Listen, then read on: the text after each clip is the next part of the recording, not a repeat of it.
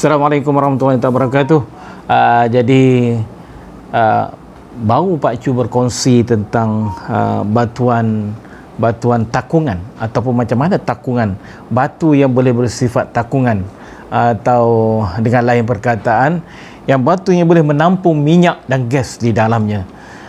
Tapi pada kali ini kalau sekiranya takungan berkenaan, mesti dia ada satu proses ataupun satu tempat yang khas.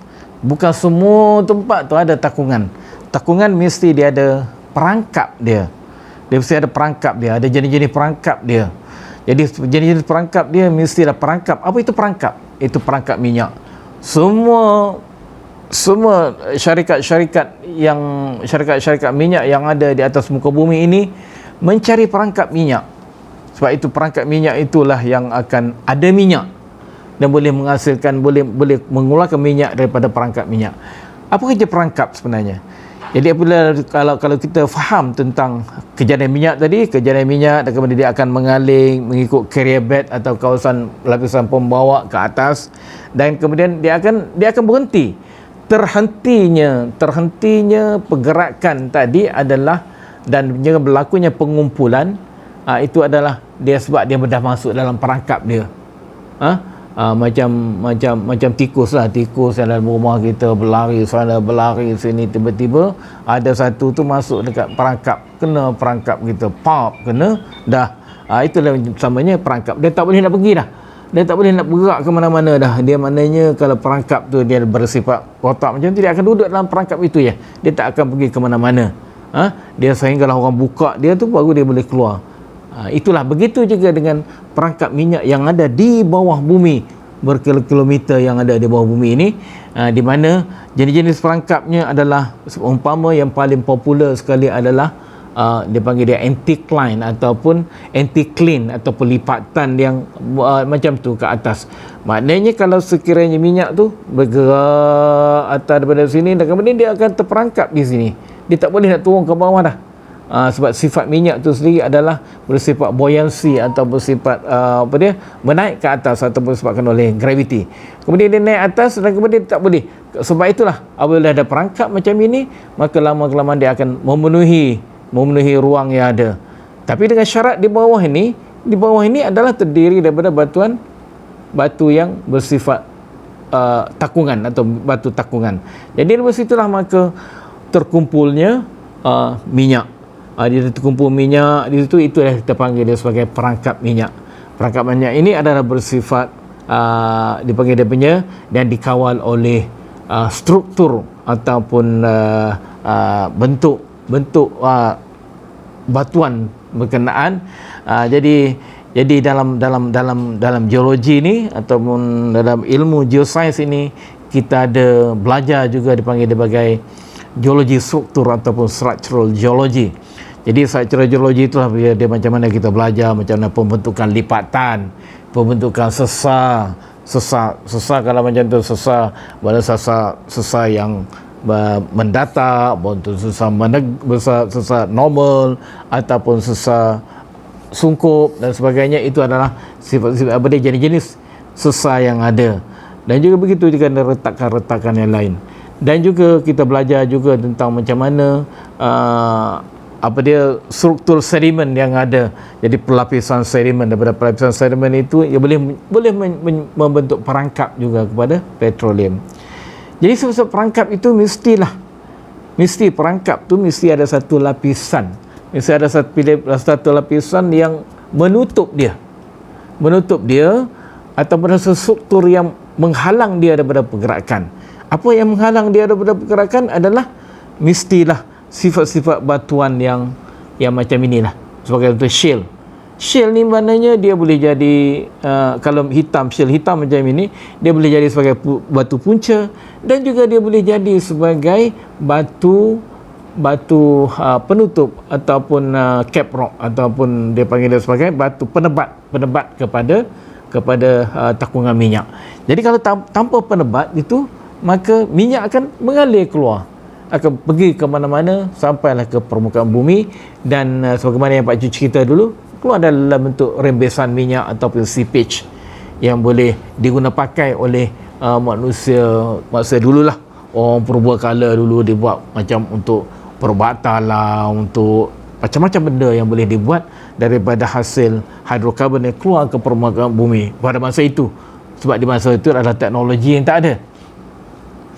Jadi batu ini sebenarnya yang menghalang daripada petroleum tu lalu. Sebab batu ini adalah batu tak telap air. Makna dengan lain perkataan, air itu tak boleh masuk, tak boleh menembusi dia, ataupun hidrokarbon tadi tak boleh menembusi dia. Sebab itu adalah telap, dia mengelap, ataupun ikut orang putih dia kata impermeable punya bahan.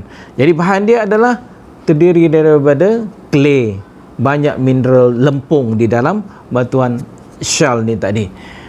Jadi dalam ilmu petroleum ni, apabila berlakunya pengumpulan minyak di dalam takungan ni tadi, maka dia akan menghasilkan satu tekanan yang betul-betul tinggi di dalam takungan berkenaan. Jadi untuk memastikan bahawa takungan itu adalah betul-betul dia mampu untuk nak tahan dia punya tekanan dia, maka kita kena tahu macam mana sifat-sifat batu ni, tentang ketebalan dia berapa. Kalau nipis sangat, mungkin dia sebabkan tekanan dalam batu takungan itu akan membuatkan dia burst atau membuatkan dia pecah. Tapi batu ini susah nak pecah, sebab dia adalah masuk di dalam satu kategori batuan yang walaupun dia lembut, walaupun dia ada clay di dalam tu, tetapi dia adalah bersifat mulur ataupun bersifat plastik, bukan bersifat rapuh. Kalau batu reservoir macam ini, dia bersifat rapuh.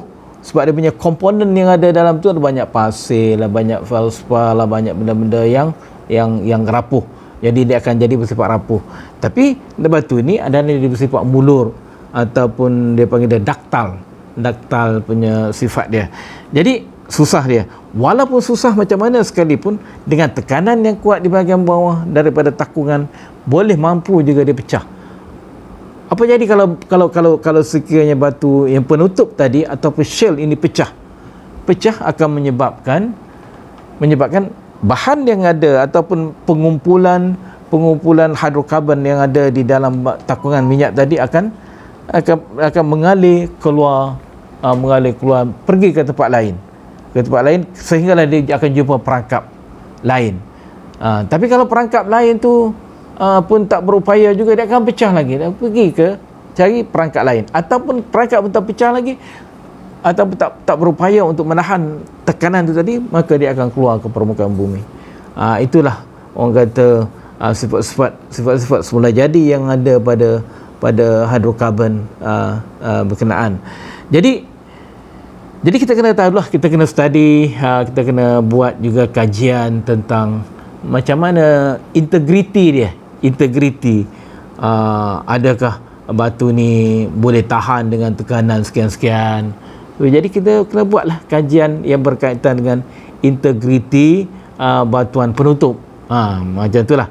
Jadi kalau batuan penutup ni berupaya untuk tahan dia punya tekanan di bawah, maka tidak akan menjadi masalah kepada takungan berkenaan. Jadi inilah yang Pak Cu nak ceritakan, bahawa walaupun kita dah ada takungan, tapi takungan itu tidak selamat kalau sekiranya batuan penebat itu tidak berupaya untuk menampung tekanan dia. Jadi makna dengan kata lain, walaupun kita ada struktur yang berpotensi, yang nampaknya ada berpotensi untuk ada petroleum, tetapi tak semestinya struktur berkenaan mengandungi petroleum. Sebab inilah yang banyak lagi faktor-faktor yang mempengaruhi kejadian ataupun kekuatan yang ada kepada batuan penutupnya tadi. Tanpa batuan penutup, maka pengumpulan minyak di dalam takungan minyak itu tidak akan berlaku. Jadi pengumpulan mesti dia ada timbal baliknya. Dia ada walaupun batu ini bersifat poros dan mengandungi petroleum, tetapi pada masa yang sama dia ada dia ada tekanan dan juga suhu yang tinggi, dan juga boleh mempengaruhi batuan yang menutup dia atau batuan syal yang menutup takungan berkenaan. Jadi rasanya itulah yang dapat Pak Chu ceritakan pada kali ini tentang batuan penutup atau perangkap minyak yang ada di bawah permukaan bumi. Jadi geologis dan juga ahli geologi dan juga ahli geofizik adalah tujuannya adalah untuk mencari perangkap minyak. Assalamualaikum warahmatullahi taala wabarakatuh. Jangan lupa like, subscribe dan share video ini untuk manfaat kita semua demi memasyarakatkan geologi negara. Bye bye. Assalamualaikum.